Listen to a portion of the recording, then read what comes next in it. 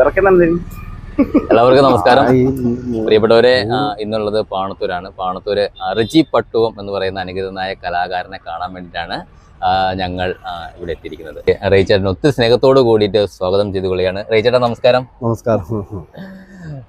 Okay, അദ്ദേഹത്തിന്റെ friends ഉണ്ട്, അദ്ദേഹത്തിന് കട്ടിക്ക് സപ്പോർട്ട് ചെയ്യുന്ന ഫ്രണ്ട്സുകളാണ് ഇവിടെ ഉള്ളത്. അപ്പോൾ അവരുടെ കൂട്ടത്തിൽ കുറച്ച് സമയം നമ്മൾ സ്പെൻഡ് ചെയ്യുകയാണ് അല്ലേ. 90-92 കാലഘട്ടങ്ങളിലെ ഗാനമേള വേദികളിൽ നിറസാന്നിധ്യമായിരുന്നു നമ്മുടെ റേച്ചേട്ടൻ. അപ്പം റേച്ചേട്ടാ, എപ്പം മുതലാണ് എനിക്ക് പാടാനുള്ളൊരു കഴിവ് ഉണ്ട് എന്ന് തിരിച്ചറിഞ്ഞപ്പോഴാണ് റേച്ചേട്ടൻ? തിരിച്ചറിഞ്ഞത് ഞാൻ കോട്ടയം ചെന്ന് കഴിഞ്ഞപ്പം ഏഞ്ചൽ വേഴ്സിന്റെ ഗാനമേള കണ്ടോ ഞാൻ. കോട്ടയം ഇവിടെ പുതുപ്പള്ളിയിൽ പള്ളിയിലെ പെരുന്നാളിൽ. അപ്പം ആ ഏഞ്ചൽ വേഴ്സിന്റെ ഗാനമേള കണ്ടപ്പോഴാണ്. അപ്പം എനിക്ക് 16 വയസ്സായിരുന്നു. ആ ഗാനമേള കണ്ടപ്പോൾ എനിക്ക് അതിനോട് ഒരു ഇൻട്രസ്റ്റ് തോന്നി. ഇത് ഇങ്ങനെ നമുക്ക് ചെയ്യാൻ പറ്റും എന്ന് ഒരു തോന്നി. അപ്പോൾ അവിടെ മുതൽ ഞാൻ പിടിക്കാൻ തുടങ്ങിയെന്ന് പറഞ്ഞാൽ ആ പാട്ട് തുടങ്ങിയില്ല. പിന്നെ 16-ാമത്തെ വയസ്സിലാണ് ഞാൻ ഇവിടെ സ്റ്റേജിൽ ഫസ്റ്റ് പാടുന്നത്. എവിടെയാണ് ഏറ്റവും ആദ്യമായിട്ട് വേദിയിൽ പ്രത്യക്ഷപ്പെട്ടത്? എവിടെയാണ്? ഈ പാണത്തൂർ ടൗണിൽ തന്നെ. പാണത്തൂര് ടൗണിൽ, സ്വന്തം നാട്ടുകാരുടെ മുമ്പില് നമ്മള് ആദ്യമായിട്ട് പരിപാടി ചെയ്തു. ഓണത്തിനായിരുന്നു ഫസ്റ്റ് ഞാൻ പാടുന്നത്. 17-ാമത്തെ വയസ്സിൽ തുടങ്ങിയ ടിക്കറ്റ് പ്രോഗ്രാമിന് വരെ ഞാൻ ഏറ്റവും കൂടുതൽ ഓർക്കസ്ട്ര പരിപാടിക്കാണ് ചെയ്തിട്ടുള്ളൂ. ഈ 10-20 പേരൊക്കെ വായിക്കുന്ന ഓർക്കസ്ട്ര ടീമിന്റെ കൂടെ ഞാൻ ചെയ്തിട്ടുള്ളൂ. ഈ കേരളത്തിൽ പല മേഖലയിലും ഞാൻ പല ജില്ലകളിലും ഞാൻ പാടാൻ പോയിട്ടുണ്ട്. അങ്ങനെ ഒരു ഇതുണ്ട്. പക്ഷെ ഇവിടെ ഉള്ളവർക്ക് കുറെ പേർക്ക് അറിയത്തില്ലെന്ന് മാത്രമേ ഉള്ളൂ. ആര് പറഞ്ഞറിയത്തില്ല? അത് ഞാൻ പറയുന്നത്.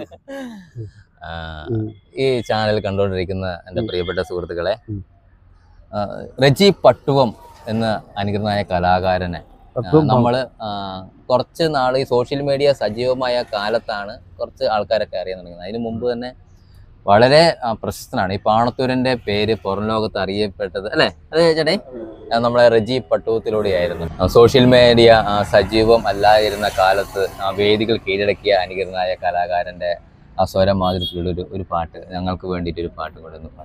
ഒരു പാട്ട് സുകുമാദേവി തന്നെ. കുശലം ചോദിപ്പു നെറുകിൽ തഴുകി കളമൊഴികൾ കുശലം ചൊല്ലും, കളമൊഴികൾ കുശലം ചൊല്ലും. സുഖമോ ദേവി സുഖമോ ദേവി സുഖമോ ദേവി സുഖമോ സുഖമോ.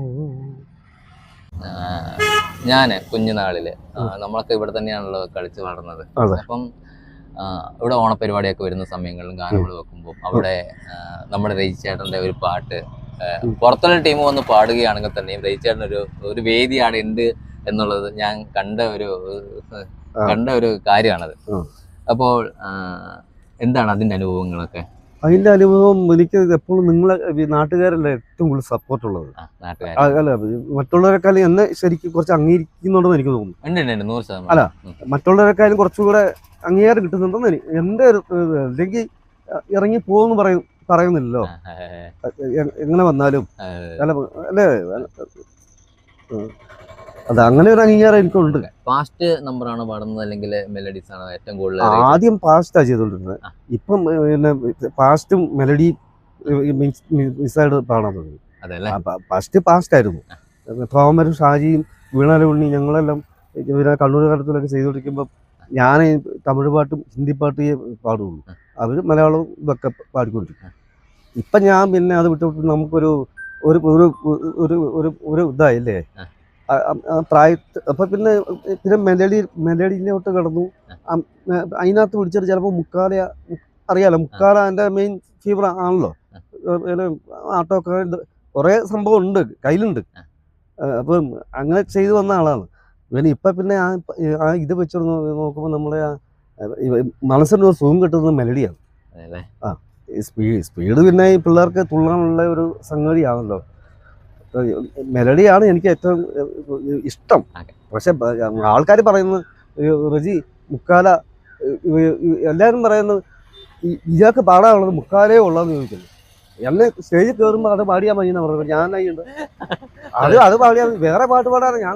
മുക്കാലിന്റെ രണ്ടുപേരും ഇങ്ങനെ പാടി കഴിഞ്ഞൊരു സുഖം കിട്ടുമോ ഇല്ലയെന്ന് എനിക്കറിയത്തില്ല. എന്നാലും രണ്ടുപേരും അതിന്റെ ഇടയ്ക്കുള്ള എന്തെങ്കിലും ഒരു സംഭവം ഇത് സ്റ്റാർട്ടിങ്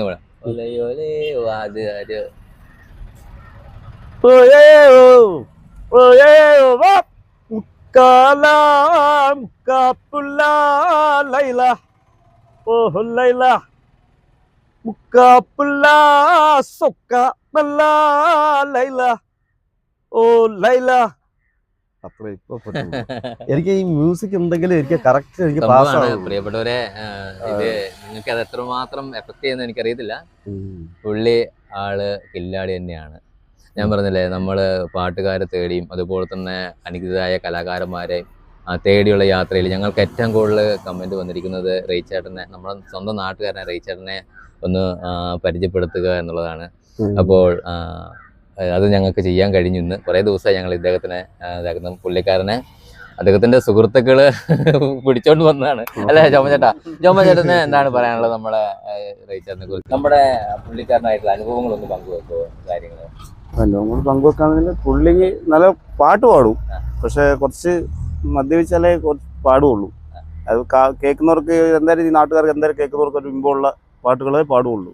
കുറച്ച് അക്ഷരത്തെറ്റുകൾ വന്നാലും അതിൽ ആ സ്റ്റേജിനെ ഒരു കീഴടക്കാനുള്ള ഒരു കഴിവുണ്ട്, എന്തായാലും ഓൾറെഡി ഉണ്ട്. അതൊന്നും ഞാൻ കേട്ട് രസിക്കാറുണ്ട്, അതിനെ ഉൾക്കലറുണ്ട്. പാടത്തൊരു ഏറ്റവും കൂടുതൽ ആരാധകരുള്ളത് നമ്മുടെ റെജി പട്ടു എന്ന് പറയുന്ന അനുഗ്രഹീതനായ കലാകാരൻ തന്നെയാണ്. അതിന്റെ കാര്യത്തിൽ മാറ്റമൊന്നുമില്ലല്ലോ. ഇല്ല, അത് ഏകദേശം അങ്ങനെ തന്നെയാണെന്ന് തോന്നുന്നു. എല്ലാവർക്കും ഇഷ്ടമാണ്, പക്ഷെ ഈ ഇഷ്ടക്കേട് വരുത്തുന്നത് വേറൊരു രീതിയിൽ കൊണ്ട് വരുത്തുന്നുണ്ട്. അത്രേ ഉള്ളൂ, വേറെ ഒന്നും പറയുന്നു. പാട്ട് നല്ല പാട്ട്, അത് ആ പാട്.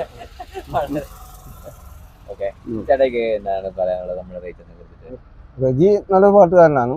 എല്ലാവരും ഈ നാട്ടിലെ എല്ലാവർക്കും അറിയപ്പെടുന്ന ഒരാളാണ്. എല്ലാവരും റെജിയുടെ ഒരു പാട്ട്, ഒരു ഗാനങ്ങൾക്ക് രജിക്കൊരു അവസരം, ഓരോ ഗാനങ്ങൾക്കും ഓരോ പാട്ടിൻ്റെ അവസരം ഇവിടുത്തെ സംഘാടക സമിതി ക്ലബ്ബ് ആയാലും കൊടുക്കാറുണ്ട്. അതുപോലെ പുള്ളീനെ പാട്ട് ഇഷ്ടപ്പെടുന്നതുകൊണ്ടല്ല ആരാധകർ പറയുന്നത് പാട്ട് പാടാൻ. അപ്പോൾ അയാൾ ഏറ്റവും നല്ല യഹൂദയിൽ പാട്ടാണ് അയാളെ എവിടെ പോയാലും യഹൂദയിൽ പാട്ട് പാടും. നല്ല രണ്ടുപേരും പുള്ളി പാടി കേൾപ്പിക്കുവാന്ന് തോന്നുന്നു എനിക്ക്. യഹൂദിയായിലെ ഒരു ഗ്രാമത്തിൽ ഒരു ധനുമാസത്തിൻ കുളിരും രാവിൽ രാപ്പാർത്തിരുന്നു രജപാലകർ ദേവനാദം കേട്ടു ആമോദരായി. വർണ്ണരാജികൾ വിടരും വാനിൽ, വെള്ളിമേഘങ്ങൾ ഒഴുകും വാനിൽ, താരക രാജകുമാരിയോ നൊത്തന്നു തിങ്കൾ കലപാടി ഗ്ലോറിയ. ഓക്കെ, റെയ്ച്ചേട്ടാ, റെയ്ച്ചേട്ടൻ്റെ പഴയ ഒരു ഫോട്ടോസ് അങ്ങനെയൊന്നും ഇല്ലല്ലോ വീട്ടിലെ? എന്തെങ്കിലും ആ ഗാനമേള?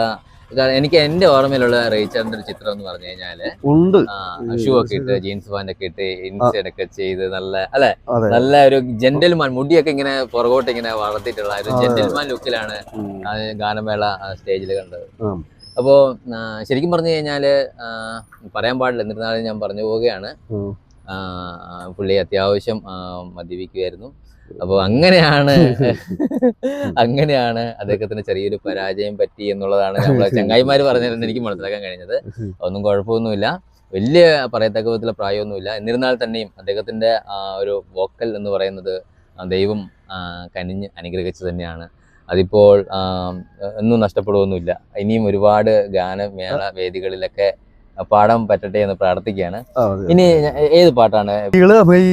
ഇതോ ഇതോ ഇനിമൈ ഇതോ ഇതോ കാളേജു ടീനേജു പെൺകൾ എല്ലാവർക്കും കൺകൾ ഇളമൈ ഇതോ ഇതോ ഇനിമൈ ഇതോ ഇതോ.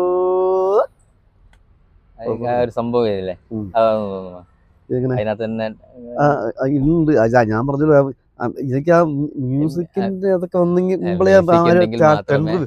അതെ. ഞാൻ ഇങ്ങനെ പച്ചക്കെന്നല്ല, ഒരു ഇതില്ലാതെ ഒരു ഞാൻ മ്യൂസിക് കണക്ഷൻ ഇല്ലാതെ ഇങ്ങനെ വെറുതെ ഇങ്ങനെ ചെയ്യല് വളരെ കുറവാണ്. ജീവിതത്തില് മറക്കാൻ പറ്റാത്ത ഒരു ഗാനമേള അനുഭവങ്ങളൊന്ന് പങ്കുവെക്കാൻ പറ്റുമോ? ഒരു സ്ഥലത്ത് പോയിട്ട് അപ്പം ജനങ്ങള് ആരാധനയോട് കൂടിയിട്ടാണ് കാണുന്നത്, നമ്മളടക്കം ആരാധനയോട് അങ്ങനെയാണ് നമ്മൾ കണ്ടുകൊണ്ടിരുന്നത്.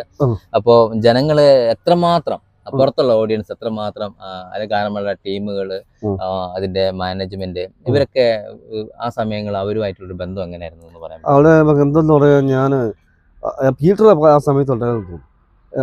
മലപ്പുറത്ത് പോയപ്പോ എനിക്ക് നല്ല മത്ത് തന്നെ. ബന്ധുക്കോസുകാരുടെ പരിപാടിയാ. ഉള്ള കാര്യം പറയാം, ഭയങ്കര ജനവും സൗണ്ട് എന്നൊക്കെ പറഞ്ഞാൽ അടിച്ചാലും സൗണ്ട്. ഇവിടുത്തെ 10 ബിരിയാണി ജാഫറാ അവിടെ ബിരിയാണി വെക്കുന്നത്, ജാഫർ. ഞാൻ അവിടെ ഓഫായി കിടക്കാം. ഓഫായി എന്ന് പറഞ്ഞാൽ കോട്ടയംകാര്, എറണാകുളംകാര്, കോഴിക്കോട്. അപ്പൊ ഇവരെ പഠിച്ചത് ഞാൻ ഇവരല്ലേ പാട്ട് പാടണ്ടേ.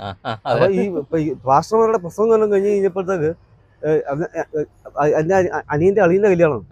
അപ്പൊ ഫാദറും വന്നും എണിക്കടാന്ന് പറഞ്ഞു, അടിച്ചിട്ട് തന്നെ എണിപ്പിച്ചു.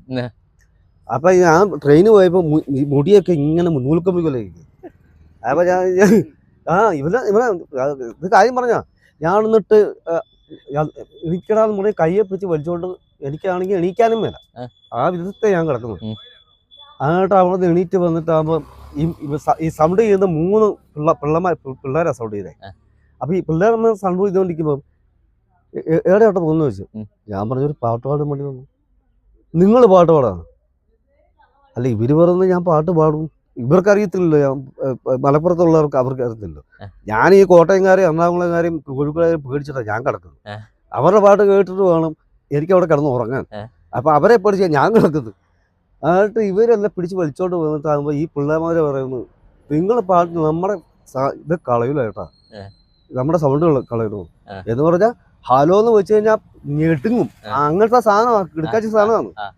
ആ ഈ പിന്നെ ചെന്ന് ഏട്ടാ ഒന്ന് മൈക്കൊന്ന് ടെസ്റ്റ് ചെയ്തു. ഞാൻ ഒറ്റ ഹലയെ വെച്ചുള്ളൂ. ഇവരൊക്കെ ആ സ്പോട്ടിലോട്ട് നിൽക്കുന്നുണ്ട്. ആ ഒറ്റ ഹലോ വെച്ചു, എന്താട്ടോ ഒന്ന് ടെസ്റ്റ് ആക്കി. ഞാൻ പറഞ്ഞു, ഞാൻ പാടുമ്പോൾ പറയും നിങ്ങൾ ചെയ്തോളാൻ പറഞ്ഞു. പാടുമ്പോൾ നിങ്ങൾ ചെയ്തു. ഏതാട്ടാ പാടുന്നത്? അപ്പൊ അവിടെ ബന്ധക്കോസുകാരുടെ പരിപാടിയാണല്ലോ, അവിടെ ക്രിസ്ത്യൻ പാട്ടല്ലേ പറ്റുള്ളൂ. യഹൂദിയിലെ വെച്ച് കിട്ടി. ഞാൻ ആ സ്പോട്ടിൽ നിന്നിട്ട് ഒരാളും ഇങ്ങോട്ട് പിന്നെ പാടാനും വരുന്നില്ല, എന്നെ ഇങ്ങോട്ട് ഇറക്കി വിടുന്നു. 10 പാട്ടാണ് ഞാൻ ആ സ്പോട്ടിൽ നിന്ന് അടിച്ചത്. ഇവരോട് ചോദിക്കാം,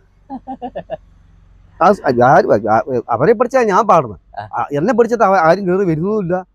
അത് ഈ പിള്ളന്മാര് പറഞ്ഞ് എൻ്റെ ഏട്ടാ ഞങ്ങളോട് ക്ഷമിക്കണമെന്ന് പറഞ്ഞു. അങ്ങനെയാണ് പറഞ്ഞു. അതേപോലത്തെ വേറെ അനുഭവം എനിക്കുണ്ട്. ഈ ബളാല് പള്ളി പെരുന്നാളിന് പള്ളി പെരുന്നാളിന് കണ്ണൂരുകാരുടെ പരിപാടിയാണ്. അപ്പൊ ഞാൻ തമിഴ് പാടാൻ വേണ്ടി പോകുന്നു. അപ്പൊ ആ സമയത്ത് മുക്കാല കത്തുന്ന സമയമാണ്. അപ്പൊ എനിക്ക് റിഹേഴ്സൽ ഇല്ല. അപ്പൊ അവര് റിഹേഴ്സൽ എടുത്തിട്ട് ഇപ്പൊ ഞാൻ ഇന്ന് വൈകുന്നേരം ദേവദാസ് ബസ്സിനാണ് ഞാൻ പോകുന്നത്. ഒരു 6-7 അപ്പൊ അവിടെ പരിപാടി പള്ളിപ്പെരുന്നാളിന് 8 മണിയാകുമ്പോൾ തന്നെ പരിപാടി സ്റ്റാർട്ട് ചെയ്യാം. അപ്പൊ ഈ കണ്ണൂരിൽ നിന്ന് പറഞ്ഞ സന്ധ്യ എന്ന് പറഞ്ഞ പടമുണ്ട്. എന്താ പറയാ, നല്ല സിനിമാ നടി തന്നെ. ആക്കി പാടുന്നവരൊക്കെ സിനിമ നടണം. അപ്പൊ ഞാൻ മാത്രമേ ഇങ്ങനത്തെ ഒരു ഇതുള്ളൂ. അതെ, അത് അധികമൊന്നും ആയിട്ടില്ല. അപ്പൊ ഞാൻ അവിടെ ചെന്നിട്ടാകുമ്പം ഈ രാമകൃഷ്ണനും കരിവള്ളൂരിലെ റസാക്ക് ഇവരെ ഫ്ലൂട്ട് വായിക്കുന്ന ജയനൊക്കെ ജോഷി അറിയില്ലോ. പിന്നെ അവരൊക്കെ അറിയാതെ അവരൊക്കെ യേശുദാസ് വായിക്കുന്ന ടീമാണ്. പിന്നെ ജയനൊക്കെ അറിയാതെ പിന്നെ അപ്പൊ അയാളെന്താ ഇവള് അപ്പൊ വിജയത്തിനോട് ചോദിച്ചു, തമിഴിസ്റ്റ് വിജയത്തിനോട് ഈ പെണ്ണ് ചോദിച്ചു, തമിഴ് പാട്ട് പാടുന്ന കാണുന്നില്ലല്ലോ. അപ്പൊ ഇവക്ക് എൻ്റെ അടുത്ത് 2-3 പാട്ട് പാടാറുണ്ട്. ഒട്ടകത്തെ തട്ടിക്കോ മുക്കാല പാടാറുണ്ട്. ഇതൊക്കെ ചെയ്യാറുണ്ട്. അപ്പൊ ഞാൻ ചെന്നിട്ടാകുമ്പോ ഇവക്കൊരു പുച്ഛം, ഇയാളാണോ? അപ്പൊ എനിക്കത് മനസ്സിലായി. എനിക്കത് ഭയങ്കര മനസ്സിൽ വേദന വന്ന ഒരു ടൈമാണ്. നമ്മളെ രൂപം കണ്ട്. അതെ. പക്ഷെ ഞാൻ സ്റ്റേജിൽ കയറി കഴിഞ്ഞപ്പോ ഉണ്ടല്ലോ, ഞാൻ ഈ സാധാരണ നമ്മള് ഈ ഇങ്ങനത്തെ പാട്ട് പാടുമ്പോൾ 2 പേരും അങ്ങോട്ടും ഇങ്ങോട്ട് ഫൈറ്റിംഗ് ആണ് ചെയ്യുന്നത്. അങ്ങോട്ട് നോക്കി പാടണം, രണ്ടുപേരും അങ്ങോട്ടും ഇങ്ങോട്ടും മുഖം നോക്കി പാടണം. ഞാൻ ഇവളെ നോക്കാതെ പാടി മാറി നിന്നിട്ട് ഇവള് എന്റെ ബസ്സിലെ വന്ന് എന്റെ സൗണ്ട് കേട്ടപ്പോ തന്നെ ഇവള് ഞെട്ടി. ഈ പാട്ട് കഴിയിലും അപ്പൊ ഈ കർട്ടൻ വലിക്കുന്ന ഇപ്പോഴല്ല ഓപ്പൺ, ഈ കർട്ടൻ വലിച്ചിട്ടുള്ള സ്റ്റേജാണ് ഇപ്പോഴല്ലേ നമ്മള് ഓപ്പൺ ആക്കിയത്. അപ്പൊ ഈ ആ പാട്ട് കഴിഞ്ഞ് കഴിഞ്ഞപ്പോഴത്തേക്കുണ്ടല്ലോ ഈ ജനം അങ്ങോട്ട് ഇളകി, ശരിക്കും ഇളകിന്ന്. ഞാൻ ഇളക്കിയതല്ല, അത് എന്റെ സൗണ്ടിൻ്റെതാണെന്ന് എനിക്ക് പറഞ്ഞതാ. അങ്ങനെ നമുക്ക് ആൾക്കാരോട് പറഞ്ഞ് ഇളക്കാൻ പറ്റിയല്ലോ. അത് നമുക്ക് പറഞ്ഞ് നിങ്ങൾ ഇളയിക്കുമെന്ന് പറയാൻ പറ്റുമല്ലോ. അതില്ല, അത് നമ്മുടെ ഒരു വോയിസിന്റെ ഇതായിരിക്കും. അത് ഈ പാട്ട് കഴിഞ്ഞപ്പോഴത്തേക്ക് എന്തോട്ട് പാടി കഴിഞ്ഞപ്പോ അവക്ക് വിലയായി, അവക്ക് നല്ല കൈയിടി കിട്ടിയെന്ന്. ജനം ചാടിയില്ലേ ഇവിടെ.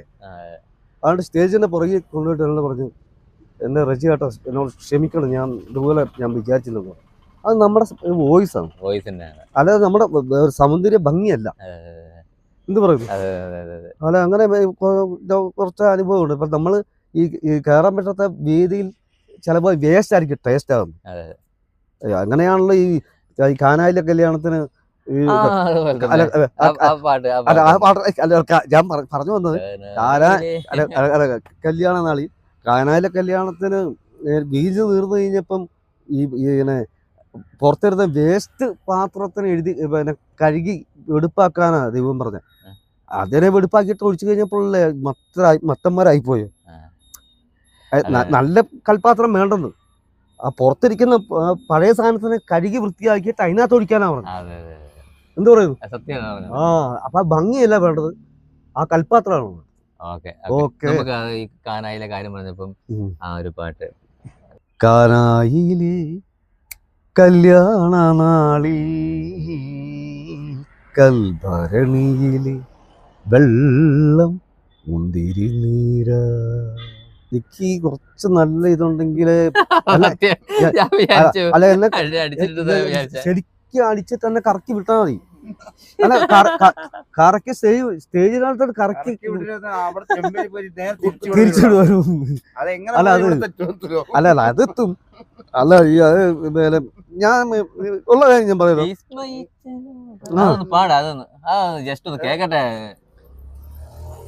വിസ്മൃതിയിൽ തുടരും ലോകരന്ന്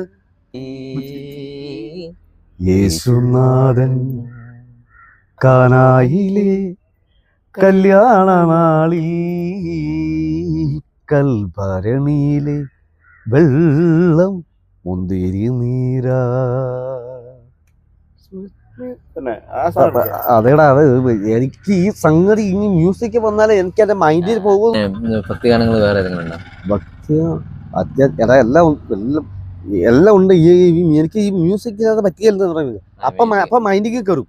എൻ്റെ ഒരു അനുഭവം എന്ന് പറഞ്ഞു കഴിഞ്ഞാല് കുഞ്ഞുനാളില് നമ്മളിവിടെ അയ്യപ്പ ക്ഷേത്രത്തിന്റെ അപ്പുറത്ത് ഇപ്പം പ്രോഗ്രാമൊക്കെ നടന്നുകൊണ്ടിരിക്കുന്നതിന്റെ അടുത്തായിട്ട് തന്നെ ഗാനമേള പ്രോഗ്രാം ഉണ്ടായിരുന്നു. ആ സമയത്ത് കാഞ്ഞങ്ങാടിലെ ടീം എന്ന് പറഞ്ഞാൽ ഭയങ്കര ടീമായിരുന്നു. അപ്പം അവിടെ വെച്ചിട്ടില്ല, ശരിക്കും പറഞ്ഞു കഴിഞ്ഞാൽ ആ ഗാനമേള അവിടെ പൊളിയായിരുന്നു ചെയ്തത്. ആ സമയത്താണ് റേച്ചേട്ടനെ, നിങ്ങൾക്ക് ഓർമ്മയുണ്ടെന്ന് എനിക്കറിയത്തില്ല, റേച്ചേട്ടനെ സുന്ദരിയെ സുന്ദരിയെ പാട്ട് പാടി ആ ഒരു പ്രോഗ്രാം വിജയിപ്പിച്ചത് നമ്മുടെ എനിക്ക് നല്ല ഓർമ്മയുണ്ടത്. അപ്പം ഒത്തിരി താങ്ക് യു. കാണാൻ അത് ഇവിടെ വന്നിട്ട് ഞങ്ങൾ രണ്ടുപേർക്ക് സംസാരിക്കാനുള്ള സമയം